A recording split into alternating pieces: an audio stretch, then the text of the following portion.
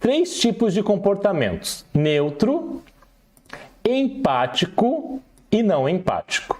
Meu nome é André Porporati, sou dentista, professor e pesquisador na Université de Paris, na França, e aqui neste perfil eu ensino dentistas a terem segurança no diagnóstico e resolverem 100% dos seus casos de bruxismo, DTM e neuropatia. Aqui foi avaliado a intensidade da dor. O grupo neutro, ele teve uma média de intensidade de dor de mais ou menos 60, 65, tá? De 0 a 100.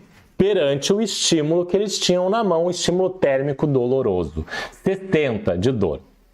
O grupo não empático teve até um pouquinho mais, tá? 65, 66, foi um pouquinho maior.